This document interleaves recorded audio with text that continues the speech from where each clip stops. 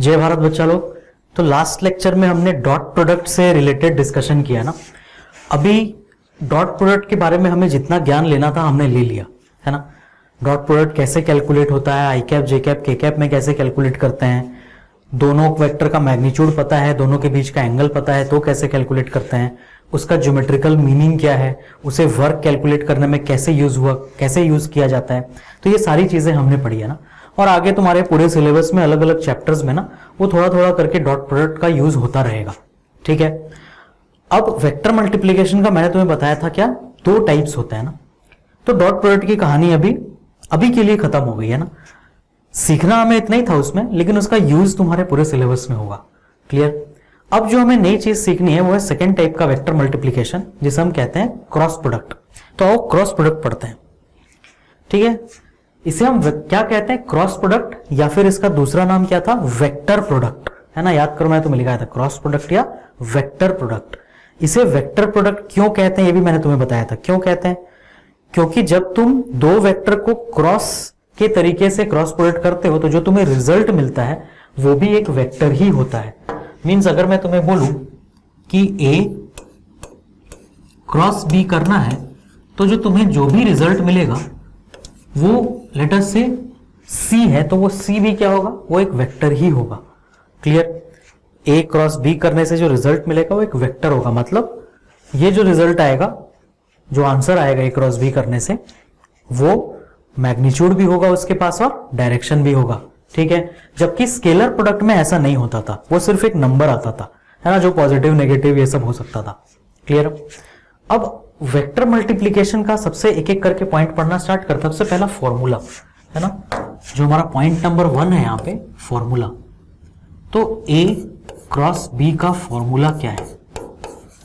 ए cross B का formula है magnitude of A into magnitude of B into sine theta.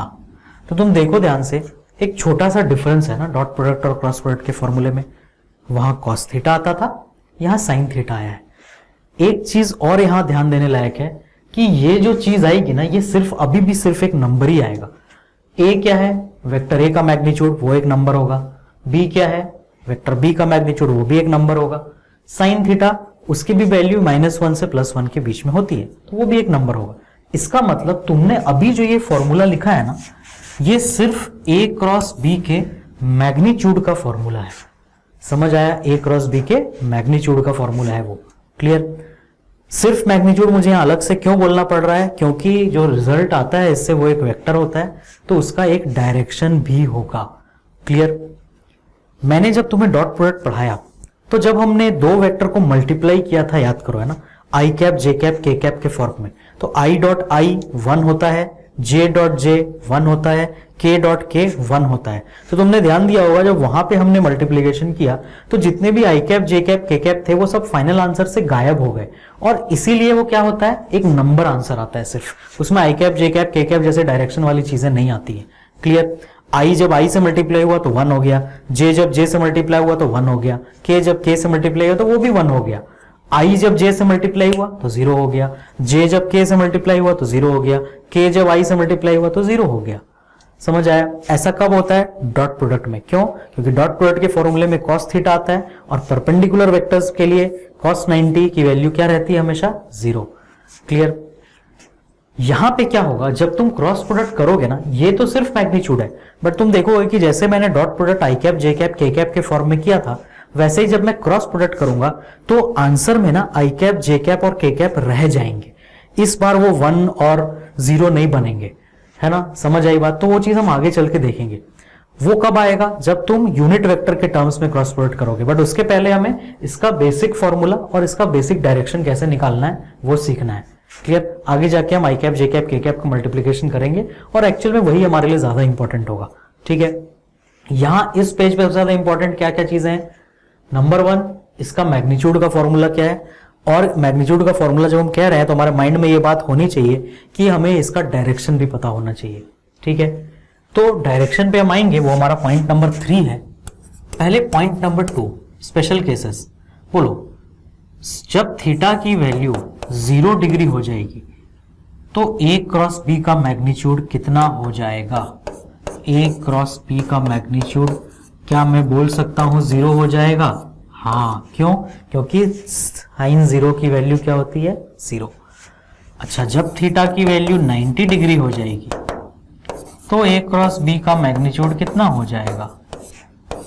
उस वक्त ये a into B into sine 90 कितना? 1। मतलब ये पूरा ए बी हो जाएगा। इनफैक्ट तुम अगर ध्यान से देखो तो ये मैक्सिमम वैल्यू होगा ए क्रॉस बी का, है ना? This will be the maximum value of A cross B. क्यों? क्योंकि साइन थीटा की मैक्सिमम वैल्यू 1 ही हो सकती है। क्लियर? याद करो, डॉट प्रोडक्ट मैक्सिमम कब होता था? जब थीटा 0 होता था। यहाँ कहानी उल्टा है। क्यों? क्योंकि इसके फॉर्मूले में साइन थीटा आ रहा है, उसके फॉर्मूले में कॉस थीटा आता था। सिमिलरली जब थीटा की वैल्यू 180 डिग्री हो जाएगी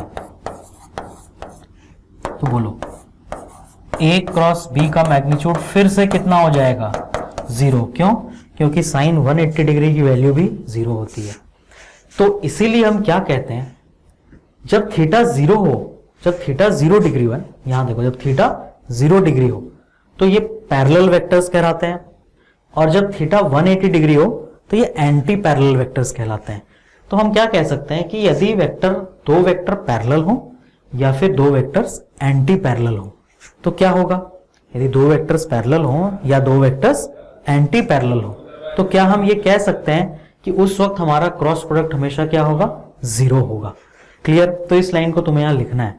यदि दो वेक्टर्स पैरेलल हो या एंटी पैरेलल हो तो उनका क्रॉस प्रोडक्ट क्या आएगा? 0। जब दो वेक्टर्स परपेंडिकुलर हो तो उनका क्रॉस प्रोडक्ट मैक्सिमम आएगा, ए बी। इस पॉइंट को भी तुम्हें लिखना है। तो ये उसके मैग्नीट्यूड से रिलेटेड स्पेशल केस है ना। पैरेलल वेक्टर का special case, anti parallel vector का स्पेशल केस, परपेंडिकुलर वेक्टर्स का स्पेशल केस। 3 केसेस हमने पढ़े।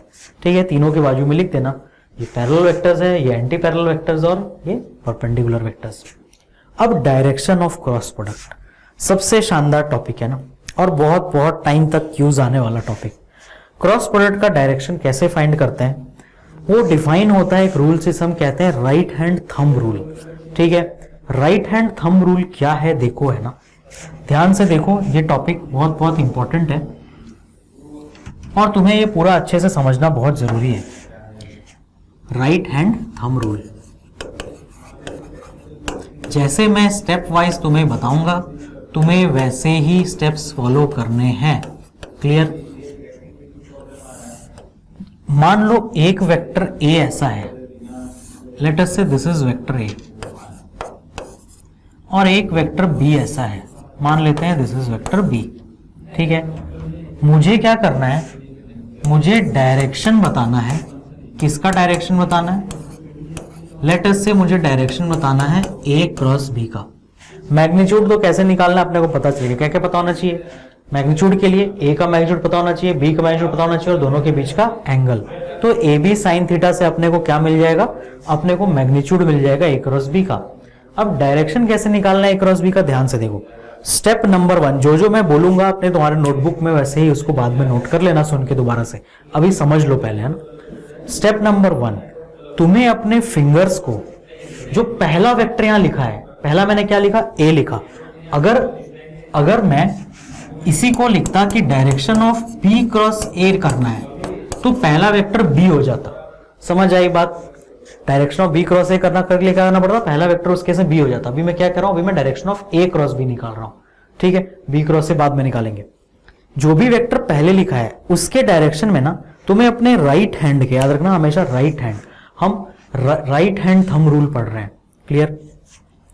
तुम्हें अपने राइट हैंड को उस वेक्टर की दिशा में रखना है। देखो, राइट हैंड को रखना है, इसका मतलब जो तुम्हारा फिंगर्स का जो टिप्स है ना, ये टिप्स, ये उसी दिशा में पॉइंट करना चाहिए जिधर तुम्हारा पहला वेक्टर का एरो पॉइंट कर रहा है। क्लियर? तो देखो मैंने ऐसे रख दिया। समझ आई बात? अब इधर तुम्हें हाथ रखते हुए, है ना, अपने फिंगर्स को फिर टर्न करना है। ये स्टेप 2 है। स्टेप 1 कंप्लीट किए बिना स्टेप 2 नहीं करोगे। स्टेप 1 सबको क्लियर हो गया? अपने फिंगर्स का टिप तुम्हें किस तरफ पॉइंट करना है? जिधर पहले वाले वेक्टर का एरो पॉइंट कर रहा है। तो मैंने रख दिया। एक बार तुम मैच कर लो, हाँ इधर एरो है और मेरे फिंगर्स का टिप भी इसी तरफ जा रहा है ना, ऐसे।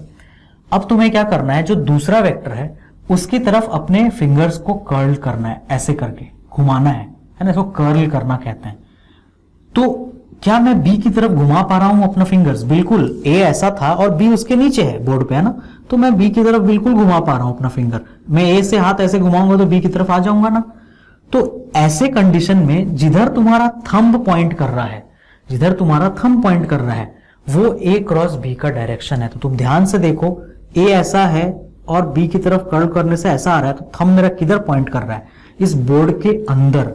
तो मैं क्या बोलूंगा कि ए क्रॉस बी का डायरेक्शन इनटू द प्लेन है ना। और इसे ड्रॉ इस तरीके से किया जाएगा, ऐसे क्रॉस बना के और इसके चारों बगल ऐसा एक सर्कल बना के। मतलब ए क्रॉस बी की दिशा कैसी है? इस बोर्ड के अंदर जाती हुई, है ना। ड्रॉ ऐसे किया जाता है और लिखा कैसे जाता है उसे? Into the plane. कौन सा प्लेन? जिस प्लेन पे ए और बी हैं। कौन से प्लेन पे ए और बी हैं? मेरे लिए बोर्ड पर है, तुम्हारे लिए तुम्हारा नोटबुक तुम्हारा प्लेन है। तो तुम्हारे लिए वो तुम्हारे नोटबुक के अंदर जाएगा ए क्रॉस बी। अपने नोटबुक में ये करके देखो। फिर से मैं तुम्हें स्टेप्स बताता हूं। हाथ ऐसे रखना है ना, ये इंपॉर्टेंट है, इसको मत भूल जाना कि फिंगर थंब ऐसे नहीं करना, ऐसे रहना चाहिए थंब। मतलब ये एंगल ऐसा बिल्कुल 90 होना चाहिए। समझ आया? फिंगर, ये इंडेक्स फिंगर और थंब के बीच का एंगल 90 और सारे फिंगर स्ट्रेट। हाथ किधर रखना है तुम्हें? ए की दिशा में। अगर तुम्हें नोटबुक घुमाना पड़ रहा है तो नोटबुक घुमा लो, खुद उठ के गोल गोल नहीं घूमना, है ना। एग्जाम हॉल में जब तुम एग्जाम देने के लिए बैठोगे वहां तुम्हारे पास गोल गोल घूमने की जगह नहीं रहेगी। मैं घूम सकता हूं यहाँ पे क्योंकि मेरे पास स्पेस है, इसलिए तुम्हें अगर जरूरत पड़े तुम नोटबुक घुमा लो। रूल क्या फॉलो करना है जो मैं बता रहा हूं, भले नोटबुक घुमाना पड़े, भले तुम उल्टा हो जाओगे ना, उल्टा तो नहीं हो पाओगे, लेकिन नोटबुक घुमाओगे, लेकिन रूल्स यही फॉलो होने हैं। क्या? ऐसे हाथ रखना, फिंगर्स का टिप पहले वेक्टर की तरफ, उसके बाद देखो क्या हम दूसरे वेक्टर की तरफ घुमा पा रहे हैं। अगर हाँ, तो जिधर थंब पॉइंट कर रहा है वो सही दिशा है। अच्छा, अब आप सर ये क्यों कह रहे हैं कि क्या हम दूसरे वेक्टर की तरफ घुमा पा रहे हैं? ऐसा भी कभी होगा क्या कि हम नहीं घुमा पाएंगे? होगा। तुम अगर ध्यान से देखो, अगर मैंने हाथ ऐसा रखा होता, ऐसा, बोलो, अभी भी मेरे फिंगर्स का जो टिप है वो पहले वेक्टर की तरफ पॉइंट कर रहा है ना? बिल्कुल कर रहा है। लेकिन क्या अब मैं इसे बी की तरफ घुमा पा रहा हूँ? नहीं। घूमेगा एक इधर इधर, बट बी इस तरफ है क्या? बी इधर है क्या? नहीं। इसका मतलब अभी मैंने हाथ गलत रखा है। तो तुम्हें खुद ही पता चल जाएगा सेकंड स्टेप में, अगर बी की तरफ हाथ नहीं घूम रहा मतलब हाथ गलत रखा है, हमें हाथ का पोजीशन चेंज करने की जरूरत है। क्लियर सभी को ये चीज समझ आया? अब एक चीज और, यहाँ पे जनरल जो कंफ्यूजन रहता है, क्या हम हाथ दो ही तरह से रख सकते हैं कि एक ही तरफ फिंगर टिप पॉइंट करें? देखो, एक मैंने तुम्हें ऐसे दिखाया जो रॉन्ग था, और अभी ये वाला मैंने ऐसे दिखाया जो सही था। जरूरी नहीं कि हमेशा यही सही हो और यही रॉन्ग हो, कोई भी सही कोई भी गलत हो सकता है। बट रूल क्या फॉलो होना है कि जब टिप पहले वेक्टर की तरफ पॉइंट कर रहे होंगे फिंगर के, तो फिंगर घुमाने से दूसरे वेक्टर की तरफ जाना चाहिए। अगर जा रहा है तो जिधर थंब पॉइंट कर रहा है वही ए क्रॉस बी का दिशा है। तुम देखो यहाँ पे ए से बी की तरफ नहीं जा रहा ना, ऐसे नहीं घुमाना, हाथ नहीं तोड़ देना अपना कि घुमा के ऐसे उंगलियां तोड़ ले, नहीं, ऐसे ही घूमना है। हाथ हमेशा ऐसे ही घूमना चाहिए और राइट हैंड ही होना चाहिए। ठीक है, राइट हैंड थंब रूल नाम है इसका। क्लियर? एग्जाम में कई बार होता है कि जो बच्चे राइट हैंड से लिखने वाले होते हैं ना, जो कि मैक्सिमम होते हैं, वो गलती से ना अपने लेफ्ट हैंड से रूल लगाने लगते हैं। सब गलत हो जाएगा अगर ऐसा करोगे तो। समझ आया? थोड़ी देर के लिए पेन रख करके राइट हैंड घुमा लेना, ठीक है, क्योंकि ये राइट हैंड थंब रूल है ना, लेफ्ट हैंड से नहीं लगेगा कि अपने मन से चलो यार राइट हैंड में पेन पकड़ा तो चलो लेफ्ट से ही कर लेते हैं, नहीं, है ना। जिसने इसका नाम राइट हैंड थंब रूल रखा है उसके पास कुछ दिमाग था, है ना, अपने मन से उसने नहीं रखा इसका नाम। अब जो मैं जिस पॉइंट पे था कि क्या हाथ रखने के दो ही तरीके हो सकते हैं, एक ये और एक ये, नहीं। तुम ध्यान से देखो, अगर मैं हाथ ऐसे भी रखता, ऐसा देखो, एक तो ऐसा है, ये एक ऐसा है जिससे हमें अपना आंसर मिला, बट देखो ऐसे भी तो रख सकता हूँ, मेरे फिंगर का टिप पॉइंट कर रहा है ना वेक्टर ए की तरफ। अब बट अगर मैं फिंगर घुमाऊंगा तो बोलो मेरा फिंगर किधर जा रहा है, वो तो बोर्ड के अंदर घुसना चाह रहा है। बोलो फिंगर अगर मैं घुमा रहा हूं तो बोर्ड के अंदर जाएगा ना मेरा फिंगर, लेकिन क्या बी बोर्ड के अंदर है क्या? नहीं। तो इसका मतलब मैंने अभी भी हाथ गलत रखा है।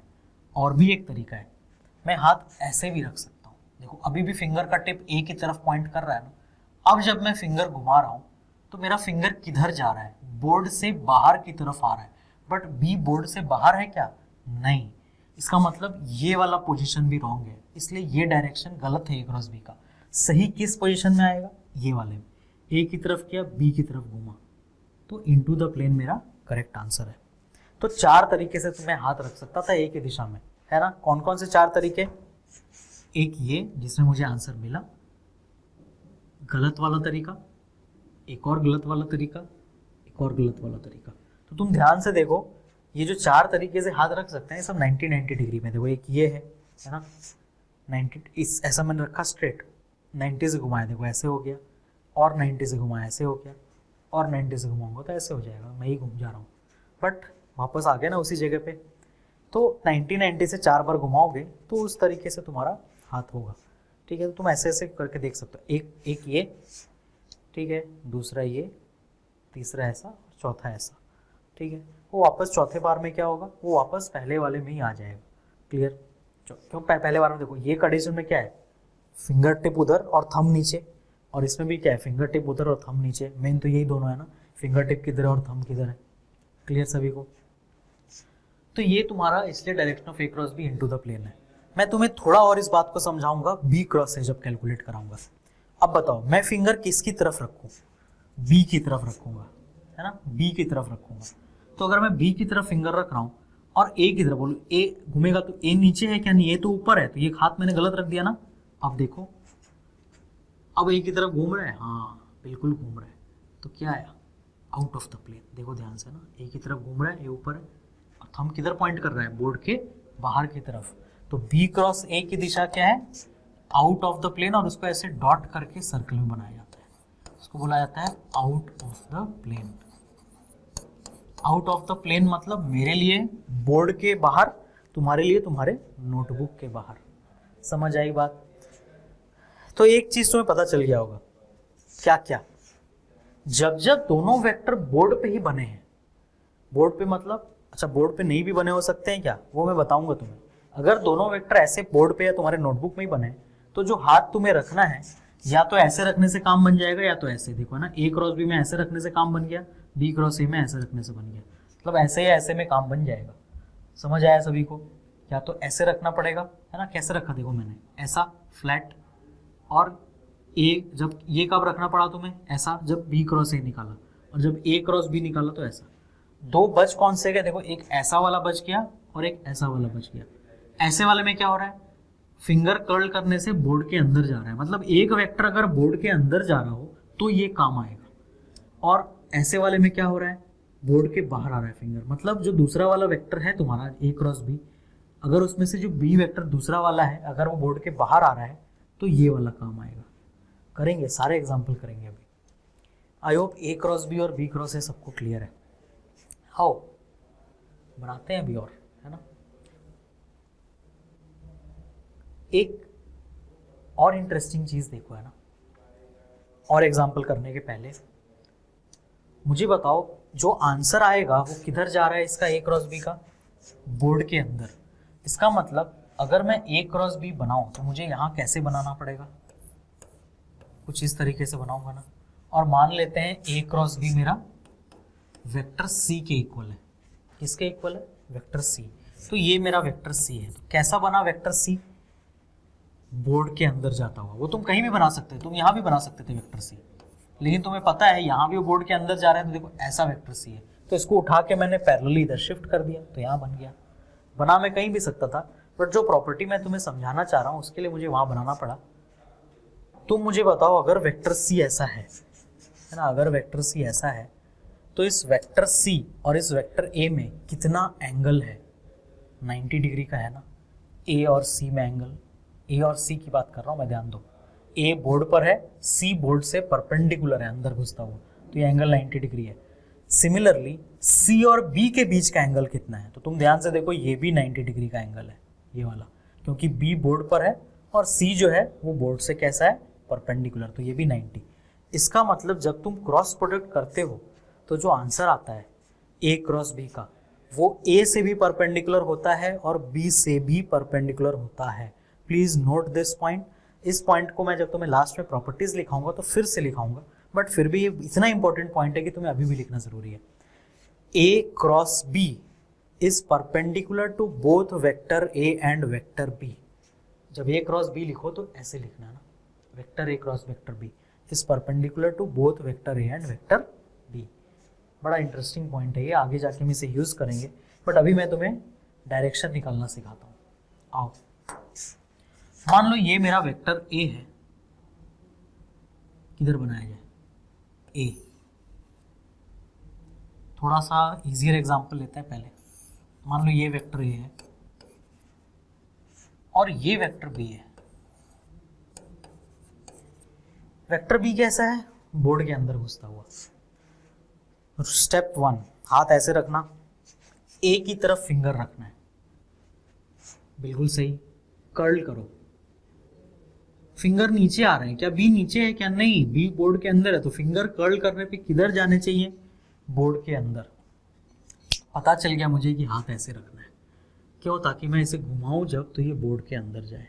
तो बताओ मुझे थंब किधर पॉइंट कर रहा है, थंब बिल्कुल ऐसे 90 पे होना चाहिए ना, थंब ऊपर पॉइंट कर रहा है। दैट मीन्स कि this is the correct direction of vector A cross vector B. कोई शक, समझ आई बात। अब यहाँ बी क्रॉस ए भी बनाते हैं, आ जाओ करते हैं, ऐसे डायग्राम और बना लेते हैं। डायग्राम की कोई कमी नहीं, ना जगह की कमी है, बहुत बड़ा बोर्ड है। एग्जाम्पल करते हैं, वेक्टर बी है ना, नेक्स्ट एग्जाम्पल। अब मैं क्या करना चाहता हूँ, मैं बी क्रॉस ए का डायरेक्शन बनाना चाहता हूँ। तो फिंगर तुम्हारे पॉइंट करने चाहिए पहले वेक्टर की तरफ, तो बी की तरफ। तो बी किधर है, बी बोर्ड के अंदर है, ऐसे हाथ रखना पड़ेगा मुझे, ऐसे, बिल्कुल सही है ना, ऐसा, ताकि मेरा फिंगर बोर्ड के अंदर जाए। अच्छा ऐसे भी तो रख सकते हैं, बट ऐसे रखने से क्या बनेगा, क्या, चलो गलती से किसी ने ऐसे रख दिया, मान लो, कोई बात नहीं, तुम्हें पहले से थोड़ी पता किधर रखना है, मान लो ऐसे रख दिया। अब तुम फिंगर घुमा रहे हो, देखो फिंगर किधर जा रहा है, फिंगर नीचे जा रहा है। ए नीचे है क्या इसके, नहीं, लेकिन तुम देखो अगर मैं ऐसे रखूंगा, ऐसा, अब देखो क्या हो रहा है, ऐसे हाथ घूम रहा है ना, क्या उधर है क्या ए जिधर फिंगर कर्ल हो रहा है, क्या उधर है क्या ए। ये मेरा पहला वेक्टर, मैं क्या कर रहा हूँ, मैं बी क्रॉस से निकाल रहा हूँ, याद रखना मैं क्या कर रहा हूँ, मैं बी क्रॉस से निकाल रहा हूँ। तो मेरा पहला वेक्टर बी है जो फिंगर अंदर जा रहा है। अब मैं कर्ल कर रहा हूँ, देखो ए की तरफ कर्ल हो रहा है, तो थंब मेरा किधर पॉइंट कर रहा है, देख लो, थंब ऐसा 90 डिग्री पे, ध्यान रखना, बी ए, थंब नीचे पॉइंट कर रहा है। That means B cross A का जो डायरेक्शन होगा वो ऐसा होगा। क्लियर सभी को। इस दोनों एग्जाम्पल से तुम्हें एक बात और पकड़ में आनी चाहिए, ऊपर देखो, ए क्रॉस बी का दिशा क्या था, into the plane, B cross A क्या आया, out of the plane.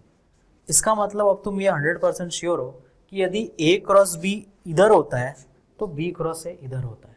Exactly 180 degree का एंगल है ना, क्योंकि देखो इस फर्स्ट एग्जांपल में A cross B into the plane आया, तो B cross A out of the plane आया ना। सिमिलरली नीचे वाले में देखो क्या हुआ, ए क्रॉस बी ऐसे ऊपर आया तो बी क्रॉस ए ऐसे नीचे आया। मतलब ए क्रॉस बी और बी क्रॉस ए में कितना एंगल होगा बीच में, 180 डिग्री, हमेशा ऐसे।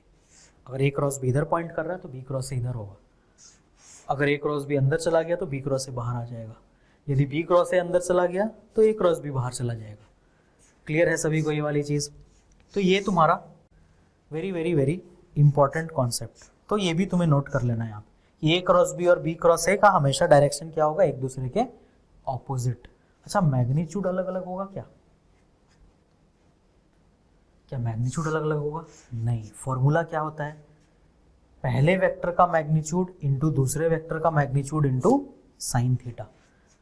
तो b का मैग्नीट्यूड तो b रहेगा, ए भी ए रहेगा, और दोनों के बीच का एंगल भी वही रहेगा। देखो ये दोनों डायग्राम सेम ही तो है, ए वेक्टर भी मैंने यहाँ सेम बनाया, बी वेक्टर भी मैंने यहाँ सेम बनाया, ये दोनों सेम ही, ए और बी सेम थे, दोनों के बीच का एंगल भी अभी भी वही है जो इस डायग्राम में और जो इस डायग्राम में ए और बी में।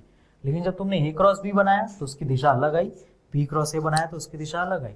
तो मैग्नीट्यूड सेम रहेगा, क्यों, क्योंकि मैग्नीट्यूड ए क्रॉस बी का तीन ही चीजों पर डिपेंड करता है, एक ए का मैग्नीट्यूड, दूसरा बी का मैग्नीट्यूड, और तीसरा दोनों के बीच का एंगल। तो वो कुछ चेंज नहीं कर रहा है इन दोनों डायग्राम में, लेकिन चेंज क्या कर रहा है, जब तुम ए क्रॉस बी कर रहे हो या बी क्रॉस ए कर रहे हो, इस पे फर्क पड़ जा रहा है। क्लियर सभी को ये चीज। तो ये तुम्हें समझ आ गया कि मैग्नीट्यूड सेम रहेगा बट डायरेक्शन बदल जा रहा है। तो क्या मैं ये लिख सकता हूं कि A cross B is equal to minus of B cross A. बोलो कैसे, पकड़ा ही बात।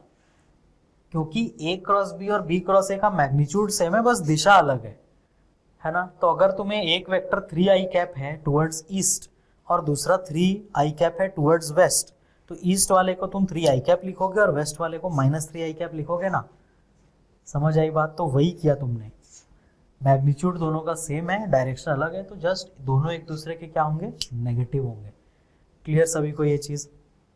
तो ये भी एक इंपॉर्टेंट प्रॉपर्टी है, ये भी हम प्रॉपर्टीज में जाके आगे पढ़ेंगे, बट क्योंकि जो मैंने तुम्हें अभी एग्जांपल दिए ये दोनों है ना, ये वाला ऊपर वाला दो example, A cross B cross A, और ये वाला ए क्रॉस बी और बी क्रॉस ए, इससे ये बात पता चल रही है ना। मैग्नीट्यूड पे क्यों फर्क नहीं पड़ रहा दोनों के? क्योंकि ए भी सेम है, बी भी सेम है, ए और बी के बीच का एंगल भी सेम है। ए और बी के बीच का एंगल कितना है इन दोनों डायग्राम में? 90 डिग्री है ना।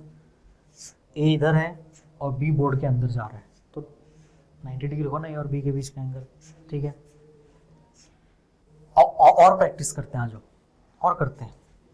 माइंड में कोई डाउट नहीं रखना। वेक्टर ए,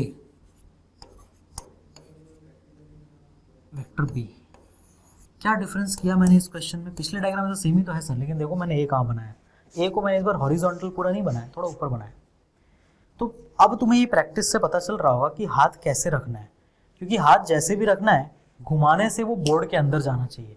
मैं किसका डायरेक्शन निकालना चाह रहा हूँ? मैं ए क्रॉस बी का डायरेक्शन निकालना चाह रहा हूँ। ये भी अपने आप से पूछना जरूर, ए की डायरेक्शन किसका निकल रहा है ना। बी क्रॉस ए करना होगा तो अलग करना पड़ेगा।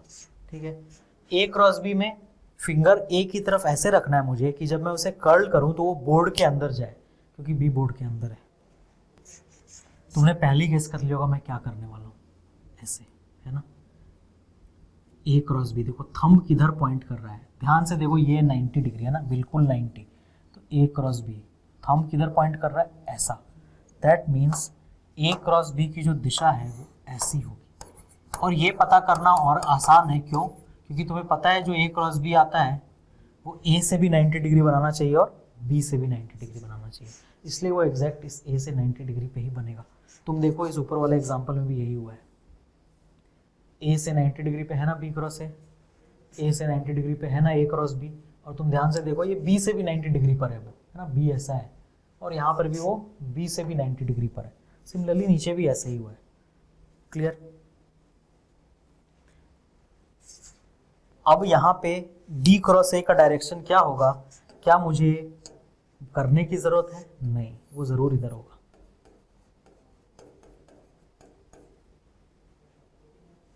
कैसे? देखो, फिंगर मुझे बी की तरफ रखना है ताकि वो ए की तरफ कर लो। देखो ए इधर है ना, तो बी की तरफ फिंगर रखा और ए की तरफ कर लो रहा हूं मैं, तो हम इधर पॉइंट कर रहा है ना बी क्रॉस ए।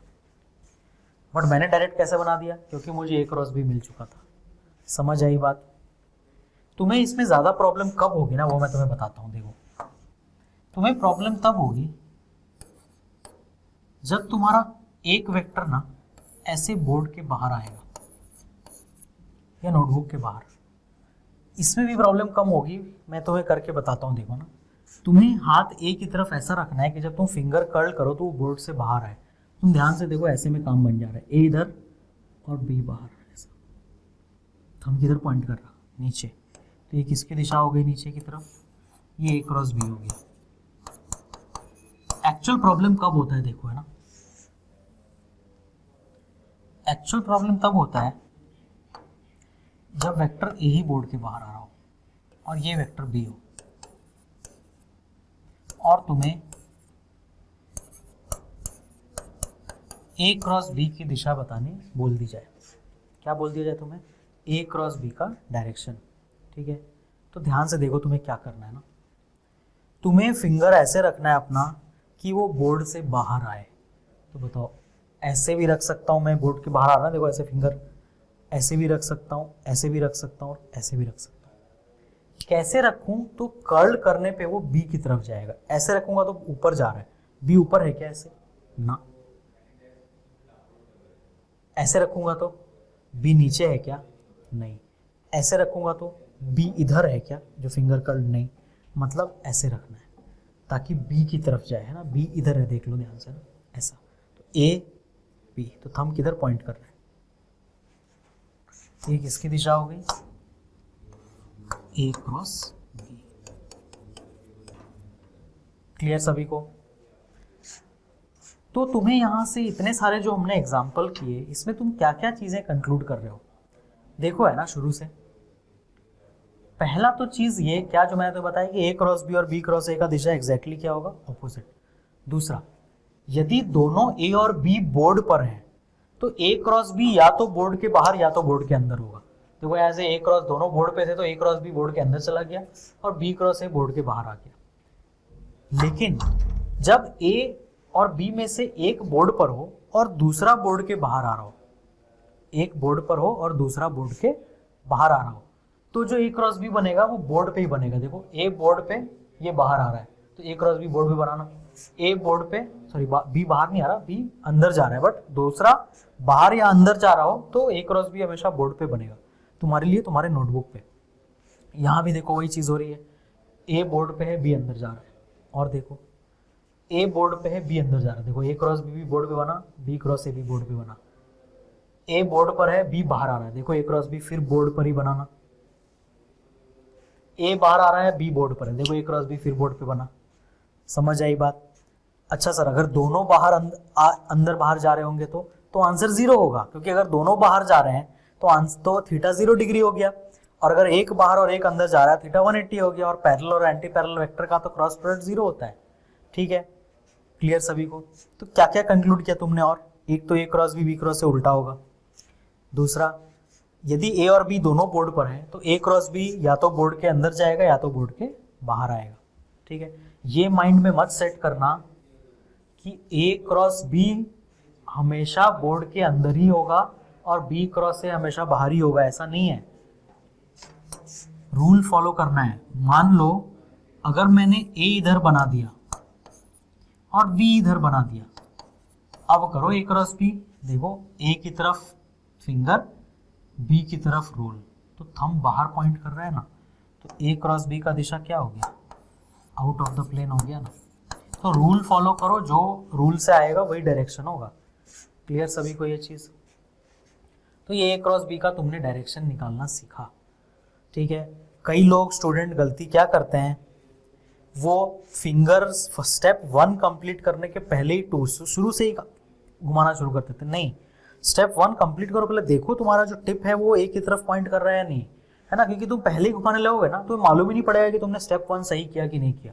तो स्टेप 1 को कंप्लीट करना है, फिर स्टेप 2 करना। और जब तुम स्टेप 2 करो तो स्टेप 1 उसमें खराब नहीं कर देना है। मतलब ऐसे ए की तरफ फिंगर है तो ए की तरफ से बी की तरफ घुमाना है। ऐसा नहीं कि अपने मन से हाथ इधर कर दिया और बी की तरफ घुमाना है, नहीं।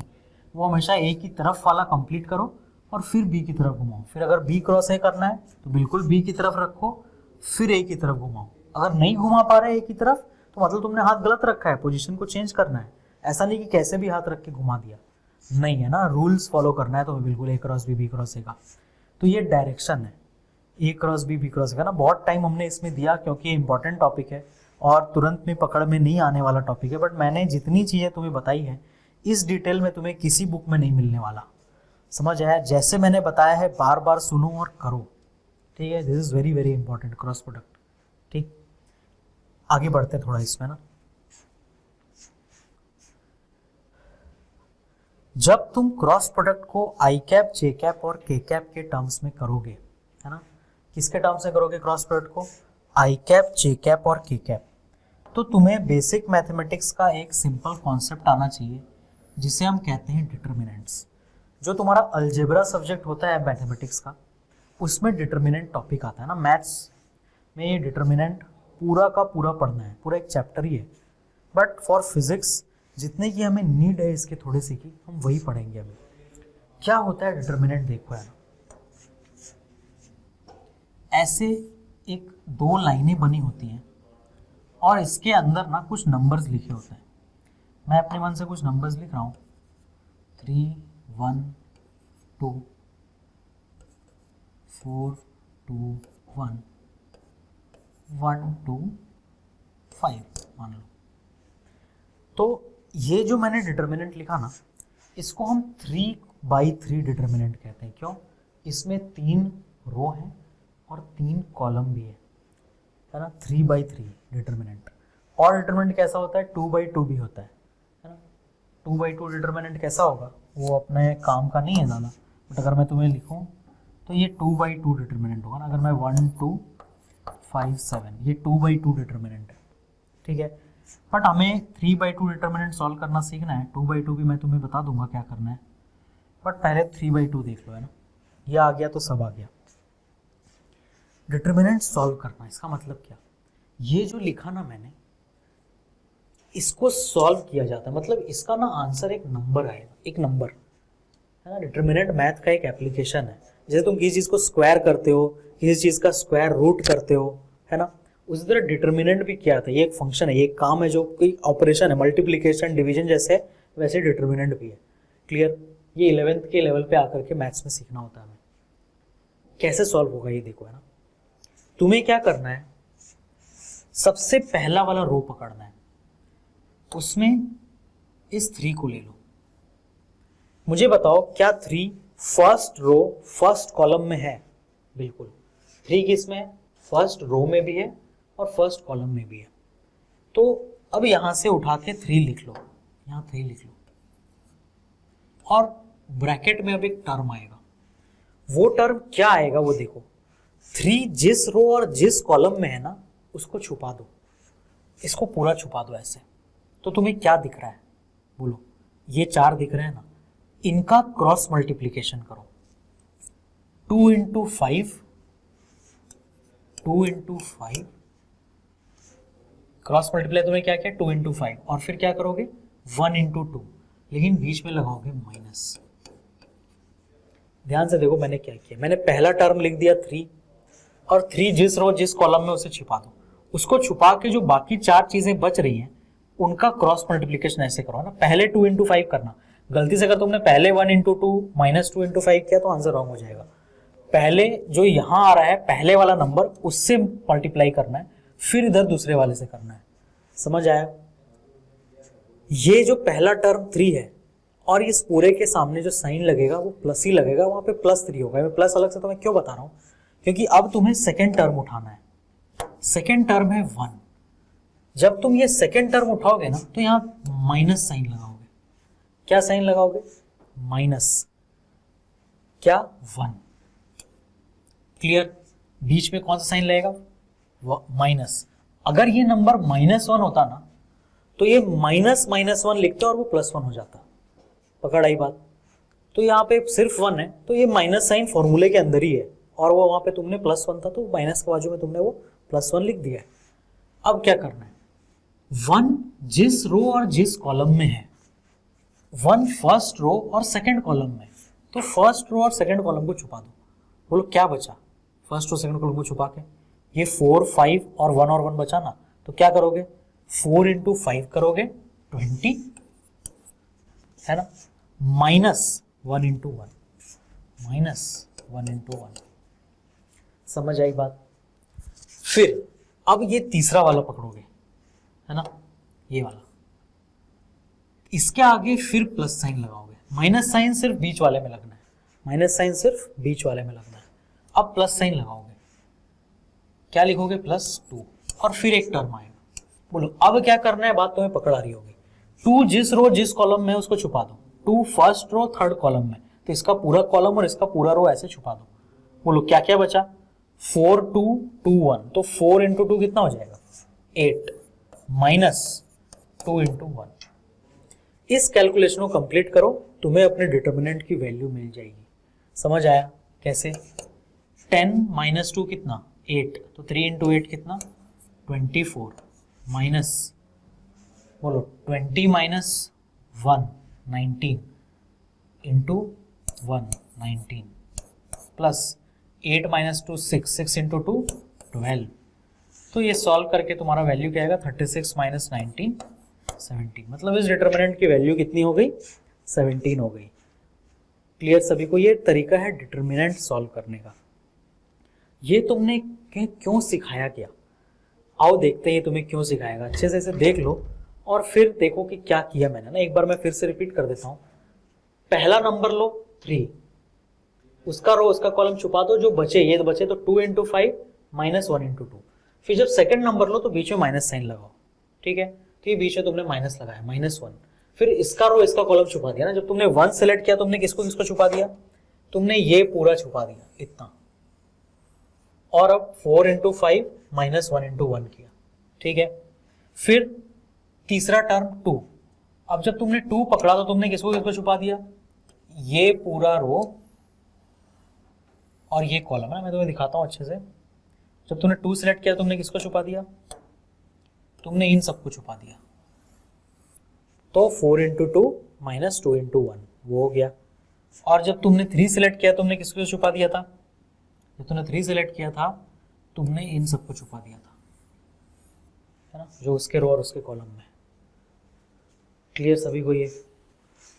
आओ, क्यों सिखाया गया तुम्हें ये, ताकि तुम ऐसे क्रॉस प्रोडक्ट सॉल्व कर सको। कैसे करना है देखो, आओ ना मैं तुम्हें समझाता हूं। इसे तुम्हें डिटर्मिनेंट के फॉर्म में लिखना है।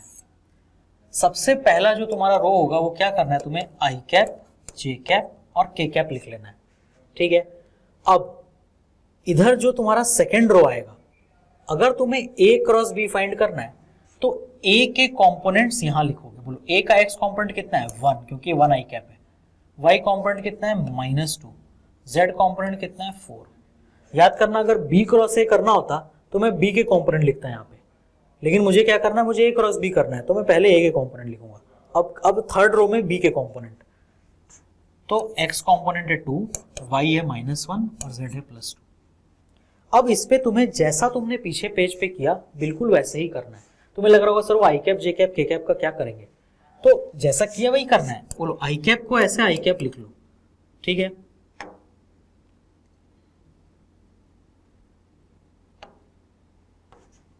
आई कैप को ऐसे आई कैप लिख लो, क्लियर। अब ब्रैकेट में तुम्हें टर्म लिखना है। किसको किसको छुपा दोगे, बोलो इसको पूरा छुपा दोगे तुम, है ना, इतने को क्या लिखोगे, -2 इंटू 2 -4 इंटू -1, ठीक है। तो बताओ -2 इंटू 2 कितना हुआ, -4, -4 इंटू -1, 4 इंटू -1 कितना होगा, -4, मतलब -4 ऐसे लिखोगे तुम, है ना, क्लियर। वो ब्रैकेट ओपन करके प्लस हो जाएगा, वो करेंगे अभी। फिर नेक्स्ट क्या, अब सेकेंड टर्म जे कैप। बोलो जे कैप के सामने क्या लगाओगे, माइनस, क्योंकि बीच वाला टर्म है वो, उसके सामने माइनस लगाओगे। और अब ब्रैकेट वाला टर्म, बोलो क्या क्या छुपा दोगे, ये सब छुप जाएगा। बोलो क्या आएगा, 1 इंटू 2 -4 इंटू 2, तो 1 इंटू 2 कितना 2, -4 इंटू 2 कितना 8। अब थर्ड टर्म क्या है, के कैप, तो प्लस के कैप, फिर इंटू, बोलो क्या क्या छुपा दोगे, अब ये पूरा छुपा दोगे, है ना। 1 इंटू -1 -2 इंटू 2, तो बोलो 1 इंटू -1 कितना हो जाएगा, -1 -2 इंटू 2 कितना -4, तो -4। बस अब बताओ क्या आया, -4 + 4 0। आई का टर्म क्या हो गया 0, मतलब 0 आई कैप, तो आई लिखने की जरूरत ही नहीं है ना। इस क्वेश्चन में हो गया, सब में हो ऐसा जरूरी नहीं है, मतलब आई कैप हो गया 0, ठीक है। हमने सही किया आई कैप का, ये सब छुपाना था। -4 सही है, बिल्कुल सही है ना, कंपोनेंट भी हमने सब सही लिखे हैं, बिल्कुल करेक्ट।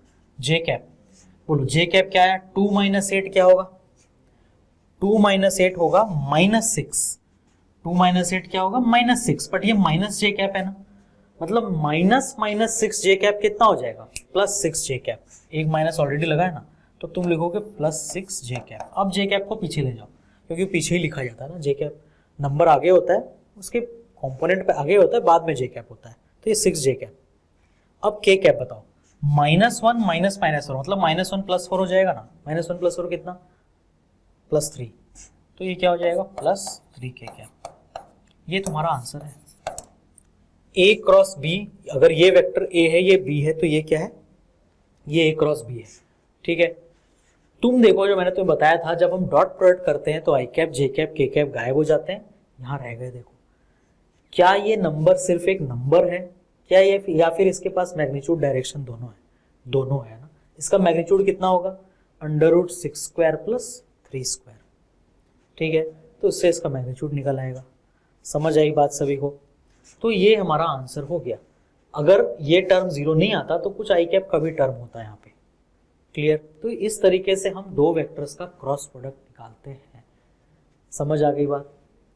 तो देखो इसे अच्छा से और इस क्वेश्चन को एक बार खुद से करो पूरा और देखो कि डिटर्मिनेंट जो हमने सॉल्व किया वो उसी तरीके से सेम तरीके से पूरा का पूरा सॉल्व हो रहा है और उससे जो रिजल्ट आया ए क्रॉस बी से उसके पास मैग्नीट्यूड भी और डायरेक्शन भी, इसीलिए ये वेक्टर प्रोडक्ट कहलाता है। क्रॉस प्रोडक्ट क्या कहलाता है? वेक्टर प्रोडक्ट कहलाता है, क्योंकि उसका आंसर जो आता है वो वेक्टर आता है।